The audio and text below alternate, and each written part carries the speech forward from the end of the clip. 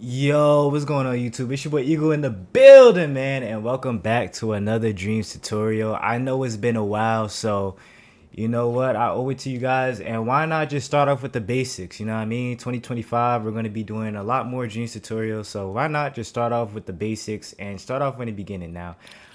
If you go on YouTube, there's probably like a lot of videos already explaining each and every gadget, what they do.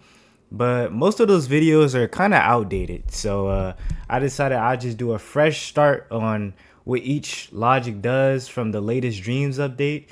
So yeah, if you're new to Dreams or anything, I hope that this video is helpful. And even if you're not new to Dreams, maybe you've been playing Dreams for a while, but not quite sure what each gadget do, then hopefully this is helpful. And last but not least, even if you don't have Dreams and looking to buy Dreams, or if you're just someone who's the creative type and do other stuff like coding or work on Unity or other stuff and just curious to see how Dreams logic work, then yeah, this video is also for you as well. I mean, this video is for anybody, you know. I just hope you guys enjoy the video. All right, so first things first, what we're going to do is we're going to open up our Puppet gadget, and then we're going to go into logic and processing.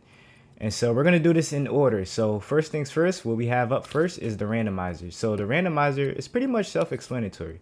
So what I'm going to do is I'm going to grab a keyframe for each of these three cubes that we have. And then what I'm going to do is I'm just going to add like a glow to it. Just a little glow, right? And then what I'm going to do is we're going to plug in our output. So as you guys can see, we can go up to 10 outputs, but for this, we're only going to use 3. And then I'm going to plug it to A, B, and then C. And now, as you guys can see, our green one lights up. We're going to refresh. A green one lights up again. We're going to refresh. And the green one lights up again. So what we can do to prevent that from happening is we can grab a counter or timer. And let's just do 2 seconds for the sake of this video. And then we're going to do timer finish. So that means once the timer is finished after 2 seconds, then it's going to output whatever we plug it into. So in this case, we plug it into our randomizer. So as you guys can see, the timer triggers, then it goes to green. Timer triggers, it goes to green again. And then basically, as you guys can see, it's just random. And what we're going to do is we're going to do true random.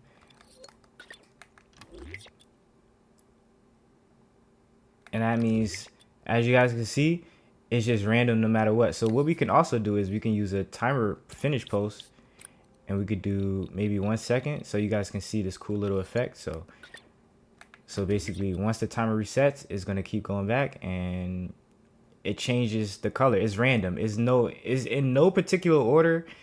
It's just random. We don't know which one is going to glow. So that's pretty much what a randomizer does. It just makes it random. Yeah.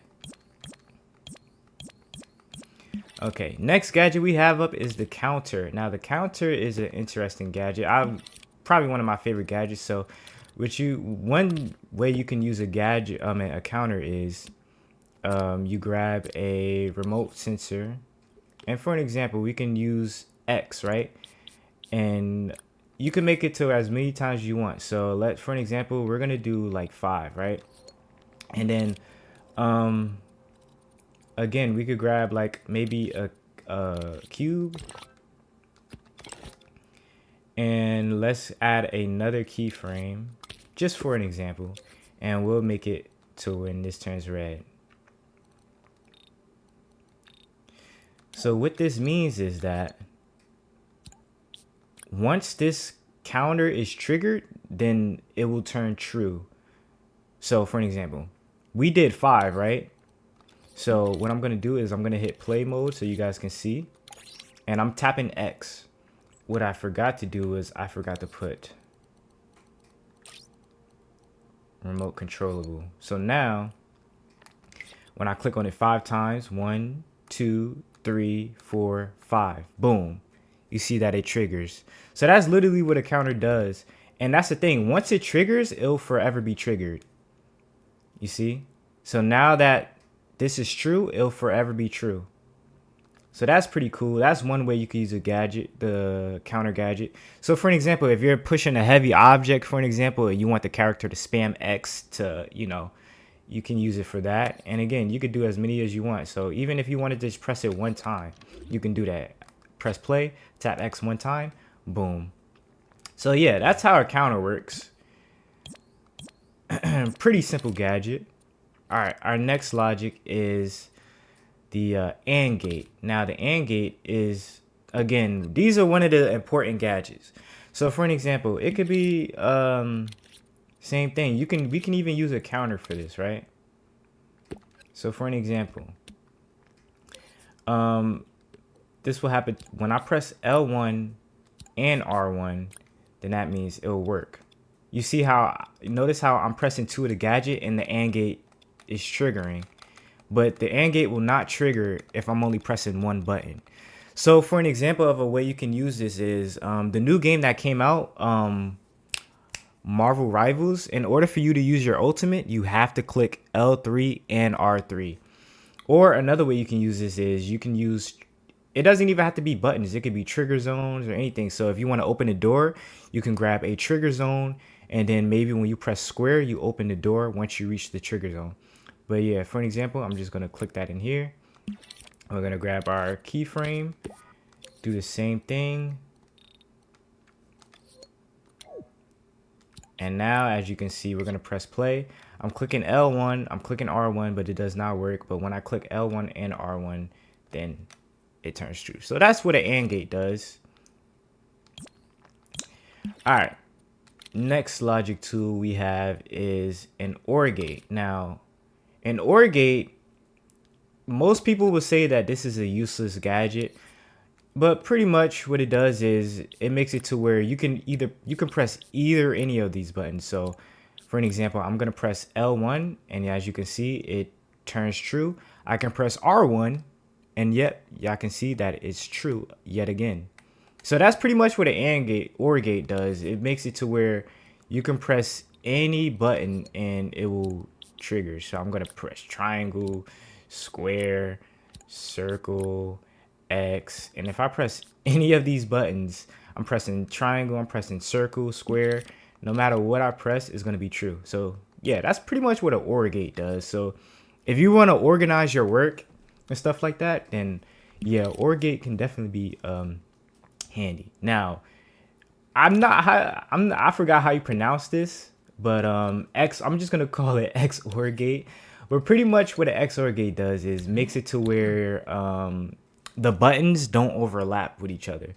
So I'm gonna show you guys what I mean for an example. So for an example, let's get rid of this and let's use our puppet.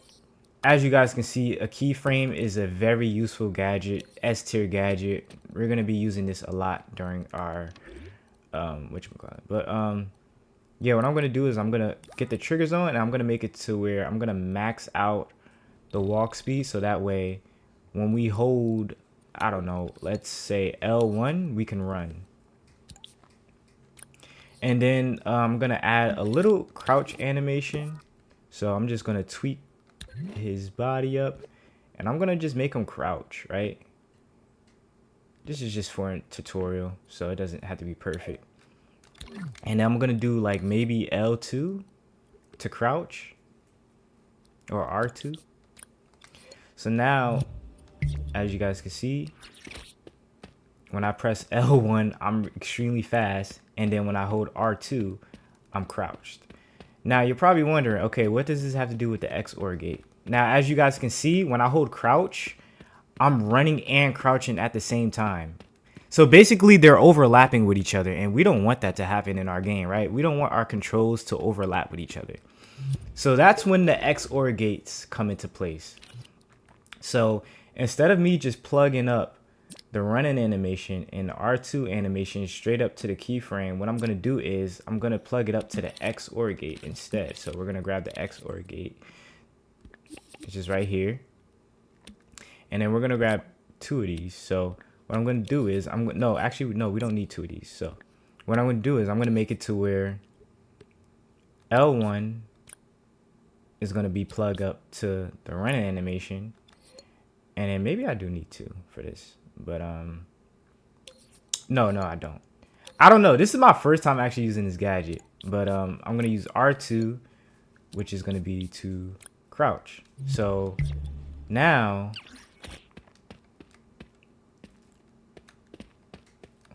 okay, it's still kind of overlapping with each other. So I think what I did was maybe I do need to make a separate gadget. So I'm gonna grab OR gate and I'm gonna make it to where L1 is to run, and I'm gonna copy this and I'm gonna make it to where R2 is to crouch. So now, as you guys can see, well, I'm still overlapping, but I'm not sure. So if anybody in the comment section knows what an XOR gate does, then comment down below. But it's supposed to make it to where they don't overlap with each other, but they're still overlapping. So I'm unfortunately not sure what that does. I thought that was what it was supposed to do. Maybe you can have a look in the play tester, but yeah, they're not supposed to overlap. You see what I mean? So I'm not sure why that's the case, but I could try it again with the one. Maybe it just needs one. But yeah, I'm not sure.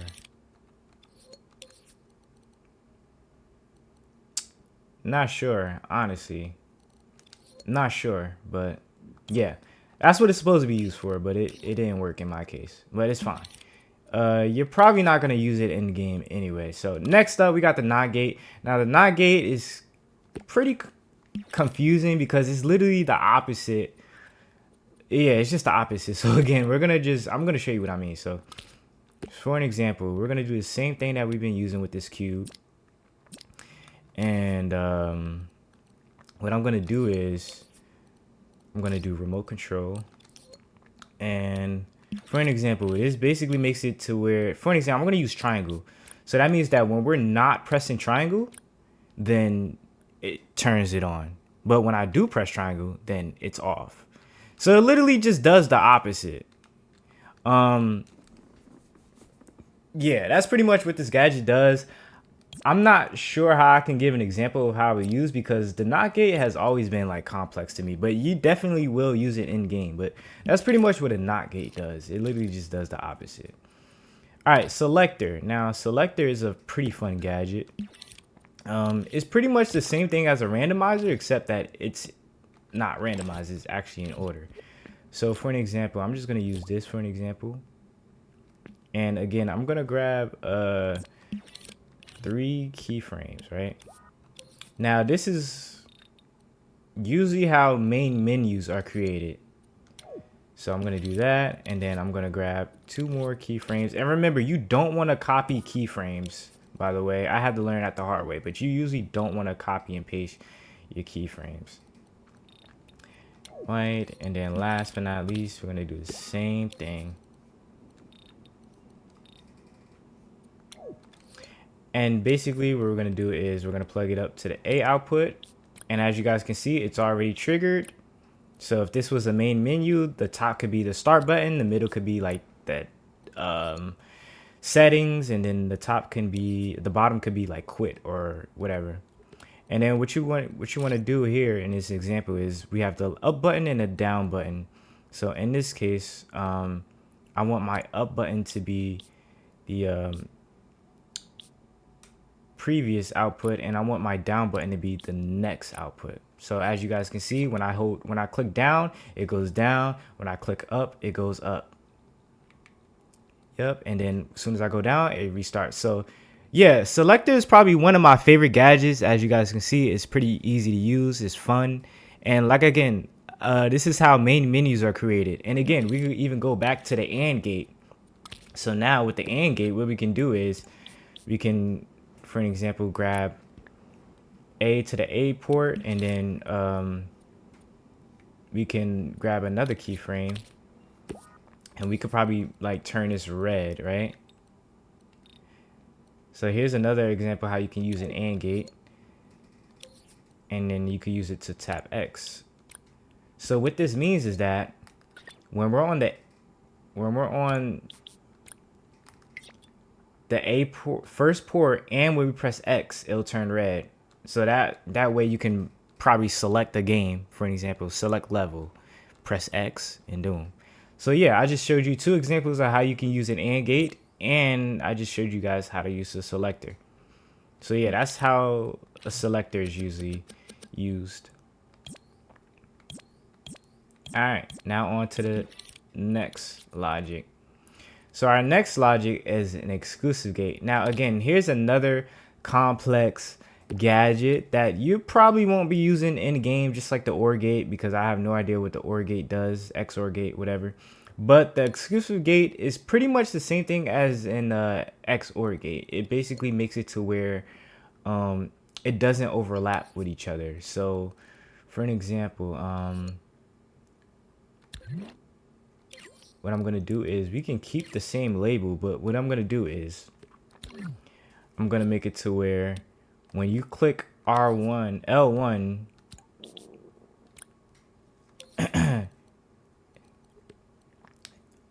you get the running animation. So we're going to output this into the running animation, and then we're going to copy this, and we're going to make it to where the crouch button is the crouch button. Now they're labeled the same exact thing, which means that whichever one I click on first, then that way it shouldn't overlap. So for an example, we're gonna go for a test. We're gonna go for a test run. So let's play. Where is it at? Okay, here it is. Now, as you guys can see, when I hold L1, we run. But if I try to click R2, I'm trying right now. I don't know if you guys can hear this, but I'm trying to click R2, but I can't. But now when I click R2, I can crouch, but I can't run. So that's literally what an exclusive gate is for. Exclusive gate is basically makes it to where the controls don't overlap. Now, an XOR gate is apparently supposed to do the same thing, but it doesn't for some reason. So I'm not sure what an XOR gate does, but that's what an exclusive gate does.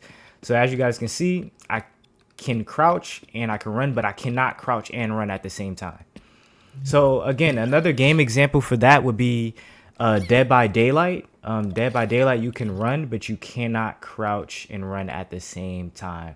And last but not least, another way you can use an exclusive gate is maybe like, for an example, like Minecraft, how you have the hot bar, and you can use that to, when you pick up an item, instead of them overlapping on one hot bar, it lines up in order. And you can use it for combos. So there's many ways you can use an exclusive gate. So yeah, exclusive gates are really useful if you're not trying to overlap controls. So we're actually going to keep the exclusive gates for here because, yeah, why not? So yeah, I feel like most people didn't know what you can use exclusive gate for, and neither did I. So that was something that I just figured out recently. So again, I hope that was useful. Now, signal manipulator. Signal manipulator, sorry. I'm going to tell you guys what I personally use it for. Now, there's many ways you can use the signal manipulator, but what I usually use it for is just toggle. So for an example, again, I guess we could get rid of the exclusive gate for now, but for an example, let's say we wanted crouch to be circle, right? So we're going to delete this and we're going to make our crouch circle. Now, as you guys can see, we're going to do the same exact thing. We're going to go for a test play. Now, as you guys can see, I press circle, but when I press circle, that's it. That's all it will do. Like, I will have to literally hold down circle in order for my character to stop crouching. Now, if you guys want to toggle, and again, you can use this for like flashlights. Where did my puppet just go? Oh, yeah, you can use this for like flashlights. So toggle flashlight on and off. You can use this for crouch, where we're going to use an example. And what you're going to do is you're basically just want to put post. No, you're going to want to use toggle on. No, is it toggle on or is it toggle on or off? I think it's toggle on and off. I haven't used this gadget in a while, but well, I haven't played this game in a while, so I'm kind of rusty, excuse me. But yeah, so now when we click play, we're gonna toggle. Yeah, so no, I was wrong. So for some reason, I don't know why it's not toggle on and off. You would think it's toggle on and off, but it's not. So like I said, I usually just do toggle on. As you guys can see, when we click on our puppet, I toggle it on, and now as you guys can see, all I did was press circle and it toggled on, and you could even see it in screen. I don't know why this is not pinned to screen. There we go. So now as you guys can see, I toggle it on, and then I toggle it off, it goes back and on. So pretty much Signal Manipulator makes it to where you can toggle. And not only that, but my favorite feature is you can also make it smooth too. So let's say if you want a smooth crouch, let's do like 2 seconds. Maybe we could do like 3.5 so you can see. And then we're gonna hit play. And now as you guys can see, when he uncrouches, it's a lot more smoother. And yeah, we can do the same thing for when we crouch. So let's do like 3 seconds or 3 smoothest. And as you guys see, click play. And when he crouches, it's a lot more smoother. Snaps back up, a lot more smoother. So yeah, that's what I personally use a Signal Manipulator for. There's other many ways you can use Signal Manipulator for. But yeah, that's what I use a Signal Manipulator for. So yeah. Next up, we have the timer. Now, we've already used the timer in the beginning of the video, but again, a timer, there's so many ways you can use a timer for. Like I said, you can use it for a randomizer. You can even use it for a counter. Remember before when we tapped X 5 times to use the counter? You can even use a counter for timing too. So for an example, like do 3 seconds, timer post. So once that finishes, it resets the timer. And we'll do like a good 3 seconds. So now as you guys can see, boom, adds time, boom, adds time. And it just keeps on going. There's so many ways you can use a counter. I feel like counter is probably one of the easiest gadgets to use. And yeah, it's pretty much self-explanatory. You can use target time, so you can do 5 seconds, 10 seconds. It goes up to, I'm not sure how long it goes up to, but it could go up to a very long time. Now, calculator can be complex, but I'm going to show you what I use a calculator for. So with a calculator, we're going to have to use a few other gadgets. So I'm going to get like maybe like a number displayer. And yeah. And basically what this does is what I use it for is I don't use add, subtract, multiply, division. The only thing I use it for is greater than, equal to, or less than, or greater than, or equal to, or less than and equal to. So for an example, let's do equal to for an example, right? And let's grab, let's put this into the output. So this basically means that the number displayer basically makes it to where you can see what the number is up to. So we're at 4. And obviously you guys see that we're at 4.9, but if you round it up, if you round 4.9, you get 5. And that's pretty much what it does. It basically just rounded up to the highest number. So as you guys see, if we go below 4.5, it's going to go to 4. But if we do 4.51, then it's going to be 5. But with the number display, you can also add decimals too. So yeah, as you guys can see, it even goes up all the way into the thousandth decimal place. So that's pretty cool. But that's not what the calculator gadget does. That's what the number displayer does. But here's what a calculator does, right? So this is you usually want to use the B output. So for an example, I'm going to put, let's just do 5, right? And it basically makes it to where once this equals to 5, is going to trigger, is going to be true, right? So for an example, I'm going to make this red. Add that up, add a little bit of glow, and I'm gonna make it to where add a keyframe, and then I'm gonna just right, and I'm just gonna just turn it down, whatever. So now, as you guys can see, we want whatever our number to be to equal to 5, right? So let's just pretend that I'm collecting points, right? So right now we have 0 points, right? And we have to collect coins in order to open the door, right?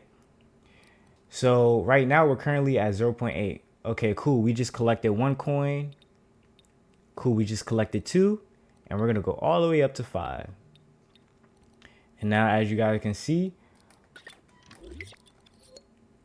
once it equals to 5, this should be on. Oh, you want to know why? Because there's a decimal in it. So what that means is that we have to make it to where it's actually 5. Now, boom. All right, so we got 5 points. And as you guys can see, we got 5 points. So now but if we get more than 5 points, as you guys can see, it doesn't trigger. So in that case, you might want to do greater than or equal to. So now, even though we're way past 5, it's still true because it's greater than 5.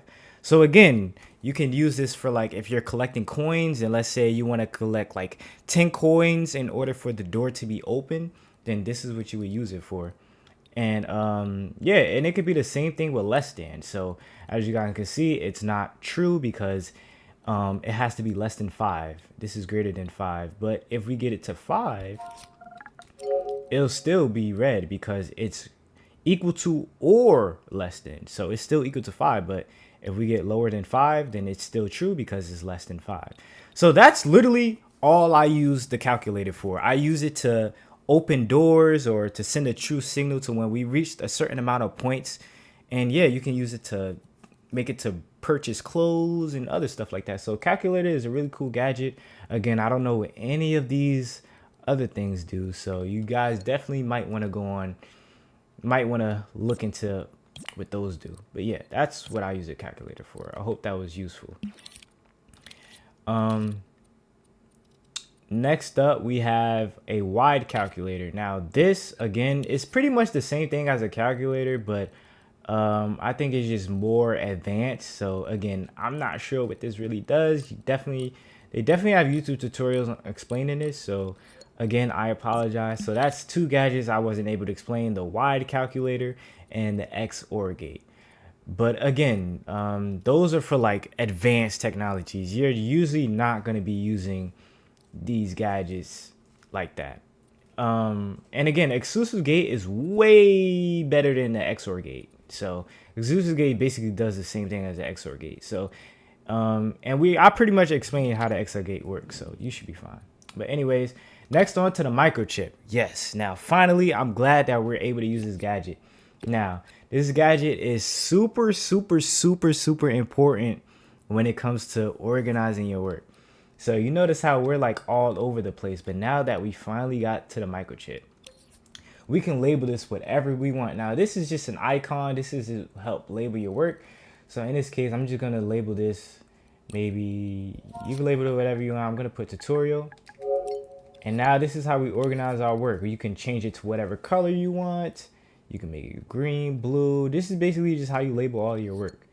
And then I'm gonna just put my controller sensor inside this gadget, and the keyframes, timer. It's basically like a backpack, you know? Keeps your work organized so it's not all over the place. I mean, would you rather have your work organized like this? You know what I mean? It's nice and neat, right? Or would you rather have it all over the place like this? And not only that, but you can't label your work, and it just looks terrible. You know what I mean? It just looks bad. So yeah, microchips, very important when it comes to organizing your work. It's just a very important gadget overall. So yeah, that's pretty much what a microchip does. It's basically like a backpack, and you just label your work. And yeah, and that's literally what our basic puppet has. These are all microchips. So as you guys can see, here's our controller logic. There's our control logic. Here's our sound logic. Here's our jump animation. So yeah, these are all microchips. So yeah, that's a microchip. Pretty much self-explanatory. Node. So now that we have our microchips, now that we know what a microchip does, here's our node. Now our node is another gadget where it helps label our work. So for an example, we can even use an exclusive gate for this too as well. So a node is basically sending a signal through. So for an example, again, you could label this I'm gonna label this L1, right? Since L1 is our run button, and we could label this run.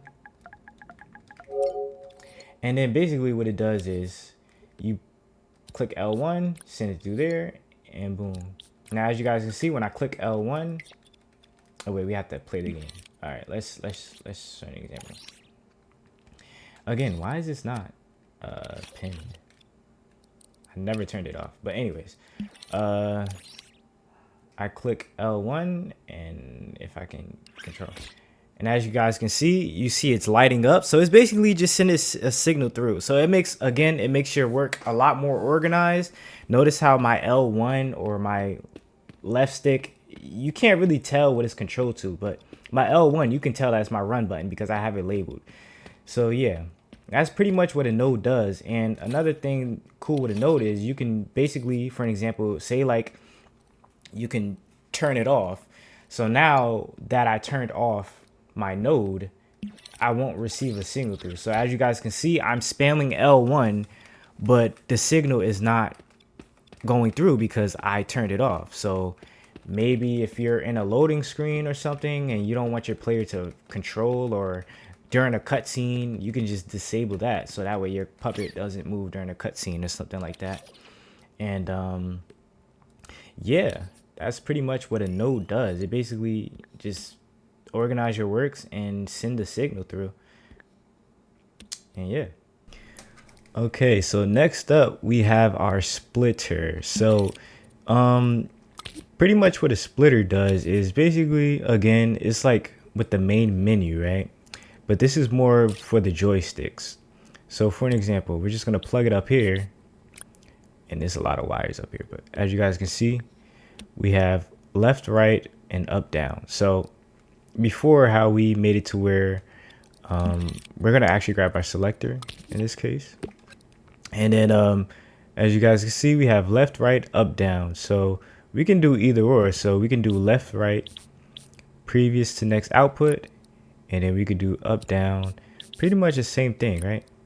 So then, oh wait, I don't have my keyframes up, silly me. All right, well, let's add our keyframes real quick. So you usually don't want to copy keyframes, but because there's no input in our keyframes, we can copy it because they're empty. But if you copy them while they're recorded, which I'm doing right now, then yeah, it's gonna overlap, and you don't want that. So it's gonna do each individual keyframe. You always want to take your time. I mean, that's game development in general. You always want to take your time, so don't rush. And boom. And then again, A output, we're gonna do the first one, B second, C, and now pretty much I'm just using my joysticks. Well, I should be using my joysticks. Oh man, I am tripping. So the issue what I did here is that instead of me grabbing my own controller sensor, I used a puppet controller system. What I'm supposed to do is grab a remote controllable controller system, because this controller sensor is for this puppet. But for this is for us, right? And the reason why this is for us is because we're going to label this as remote controllable instead of possessible. This is a possessible puppet. This is a remote controllable gadget. So again, it happens. Everybody makes mistakes, and it's going to happen a lot in Dreams. Again, that's why you want to take your time. So, and did I delete my splitter? I did, but it's okay. All right. It's going to look a little messy because we're not using our microchip. And we're just going to grab L1. And again, left, right, up, down. So move to next output. Move to next output. So now what's happening is, as you guys can see, when I move up, down on a controller, on my joystick, it's going up and down. And then left, right, it's going left, right. So that's pretty much it. That's pretty much what a splitter is used for. Basically like a shortcut. So instead of me doing L1, up, down, all that, I can just plug up the joystick into this one little gadget right here, and it does the rest of the work for me, moving up and down, left and right. And also you can also use a splitter too. This is how what most people use when they make like vehicles and stuff. So for an example, if you want to move left, right, the joystick, you use that to turn left, right, or move up, down, stuff like that. So the splitter is usually was used for vehicles, if anything. But when it comes to making vehicles and stuff like that in this game, I am definitely not the best when it comes to that. But yep, that's pretty much what a splitter does. Pretty self-explanatory. I'll make a separate video on movers and outputs, but that's pretty much what a splitter does. Combiner, it pretty much does the same thing. But yeah, we'll get more into that once we get into the movers and outputs gadgets. So we're gonna just skip those for now. And last but not least, we're actually heading into the most important gadgets of them all. So let's do a brief summary real quick. So again, I'm sorry for the XOR gate, but exclusive gates, remember, is a better version. And I apologize for the Y calculator, but again, calculator is pretty much most important, mainly important. And again, sorry for the splitter and combiner, but we'll get into that once we get into the movers and output gadget. But last but not least, we have our variables. Now, variables are very important. Now, this is what leads to, without this, there is no dreams. You know what I mean? Like, this is basically saved data. So, yeah, I'm just going to show you guys for an example. So, for an example, I'm just going to label this coin, right? I want to label this coin. And you want to always put persistent in dreams. So what persistent in dreams means is that whenever you create a new dream or a new scene, this will transfer over into that scene. So I'm going to show you guys an example, right? So again, we're going to label this coin, and the label has to be the same. It is cap sensitive, right?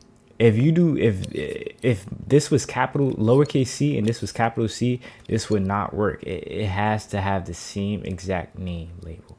So for an example, I'm gonna use this cube for an example, and this is how we make our collectibles, right? So obviously I want this to be our coin. So what we're gonna do is we're gonna click on add. Now it's up to you how many points you want to add to this coin. You can do whatever you want. It's your game. So I'm gonna just do 2. So let's say this coin is worth 2 points, and what I'm gonna do is basically make it to where once you're so we're gonna grab a microchip, right? We might as well add some logic into this. So what I'm going to do is I'm going to grab a microchip, and I'm going to basically make it to where I'm going to add a trigger zone. And basically, once I'm in this trigger zone, as you guys can see right here, once I'm in that trigger zone, then I will gain a point. Well, 2 points in this case scenario. And then in order for us to tell whether we got points or not, we won't be able to tell unless we got our number displayer, which we mentioned earlier, and we're going to plug that in. So now what I'm going to do is I'm just going to copy and paste that. And I'm also, you know what, I'm also going to make it to where once you collect it, then it will get destroyed. Oh snap, it will get destroyed. So now I'm going to make like about 4 of these. So if you guys do the math, we should get 8 points in total. So I'm going to click play. And as you guys can see, 2, 4, 6, 8. That easy. That's literally what a whatchamacallit, a variable does. And again, it's persistent in dreams. So as you guys can see, I have 8 points. And that means if I was to enter a doorway and go to a different scene, I should still have my 8 points because we clicked on persistent with dreams. Now, last but not least, I would just want to mention that if you guys want to make it persistent in dreams, but you would have to make it to where the variable should not be in the player logic, because if you place it inside the player logic, then it will not transfer over. So I had to learn that the hard way. So you basically just want to make sure you have like a microchip somewhere in your game, and probably name it like Game Hub. And this is basically where all your saved data is going to go from the whatchamacallit, the variable. And again, you can use this for anything. So for an example, if you want to do a main menu, and then let's say you want to add a game volume, I don't know, brightness, all of that, you can do all of that stuff, and you will place it all in here. And this is basically like your game hub. So yeah, that's pretty much how every single logic in Dreams PS4 works so far in the logic and processing section. I hope that this video was very helpful. Again, I am truly sorry for the misunderstanding on a few gadgets that I wasn't able to cover over, but hopefully you guys gained more knowledge from watching this video. And yeah, hope I see you guys in the next Dreams tutorial, and peace.